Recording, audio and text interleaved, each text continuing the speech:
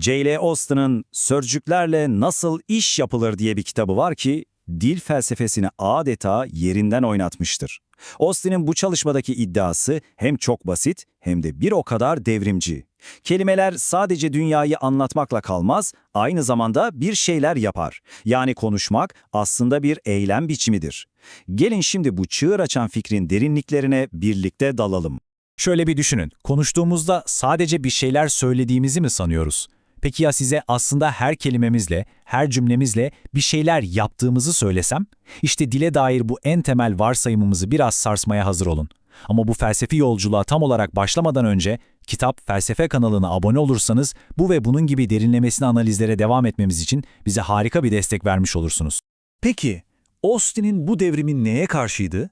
Önce, yıktığı o eski kaleyi, yani felsefenin dile bakışındaki o köklü yanılgıyı bir anlamamız lazım.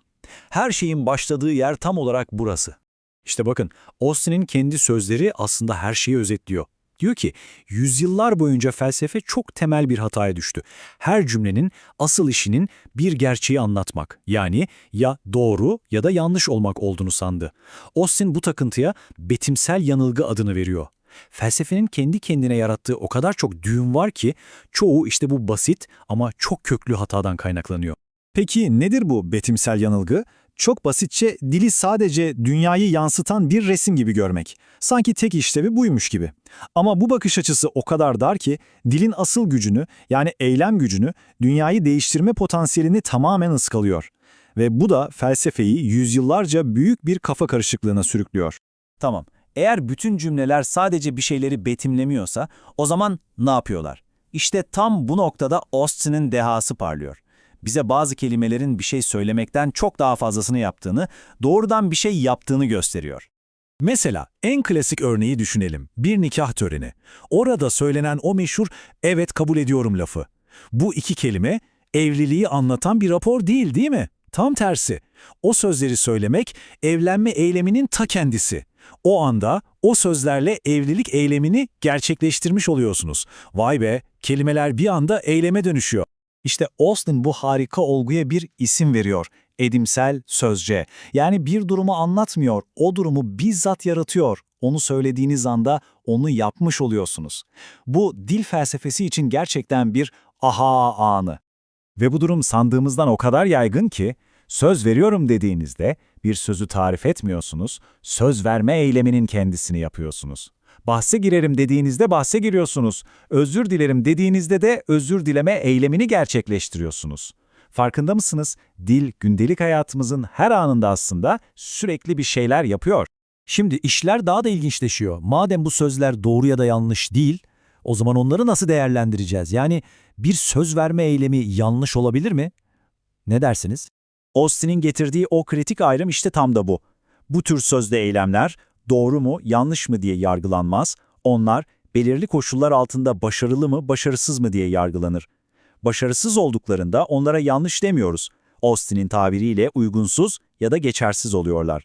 Peki bir sözün eyleme dönüşmesi, yani mutlu olması için de gerekiyor.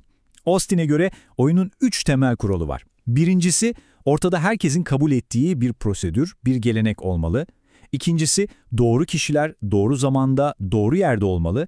Ve üçüncüsü, bu prosedür herkes tarafından eksiksiz ve doğru bir şekilde uygulanmalı. Austin'in kendi verdiği şu örnek durumu mükemmel anlatıyor. Düşünün ki bir kütüphane açılışındasınız ve bu kütüphaneyi açıyorum diyorsunuz. Ama tam o sırada anahtar kilitte tak diye kırılıyor. Eylem başarısız oldu değil mi? Sözler doğruydu, niyet de öyleydi ama fiziksel bir engel yüzünden eylem tamamlanamadı. İşte bu tam bir uygunsuzluk hali. Ama durun, hikaye burada bitmiyor. İşin ilginç yanı, Austin bir süre sonra kendi kurduğu bu ayrımın bile fazla basit olduğunu fark ediyor ve buradan çok daha güçlü, her şeyi kapsayan bir teoriye doğru dev bir adım atıyor. Şimdi asıl büyük fikre geliyoruz. Başta tablo çok netti değil mi? Austin diyordu ki bir tarafta dünyayı anlatan, doğru ya da yanlış olabilen saptayıcı sözcüler var. Diğer tarafta ise bir eylem yapan, başarılı ya da başarısız, yani mutlu ya da mutsuz olan edimsel sözcüler var. Kağıt üzerinde çok temiz bir ayrımdı bu. Ama hayat ve dil bu kadar basit değil işte. Ve Austin'i o büyülük teorisine götüren soru da tam olarak buydu. Peki ya bir cümle aynı anda hem bir şeyi anlatıp hem de bir eylemde bulunuyorsa? İşte bu soru, o basit ikili ayrımın duvarlarını yıkan soruydu. Bu soruya cevap olarak Austin, teorisinin kalbine yepyeni bir kavram yerleştirdi. Söz eylem. Yani bir şeyi söyleyerek yaptığımız eylem. Artık olay, şu cümleler eylemdir, bunlar değildir demekten çıktı. Mesele şu ki, söylenen her cümlenin bir gücü var, bir amacı var ve dolayısıyla bir tür eylem gerçekleştiriyor. Uyarmak, emretmek, söz vermek, iddia etmek, bunların hepsi birer söz eylemdir. Ve işte en can alıcı nokta. Kedi paspasın üzerinde gibi dünyanın en masum, en betimsel görünen cümlesi bile artık bir eylemdir. Neden mi? Çünkü bu cümleyi kurarak birini bilgilendirme eylemini ya da bir durumu iddia etme eylemini yapıyorsunuz. Gördünüz mü?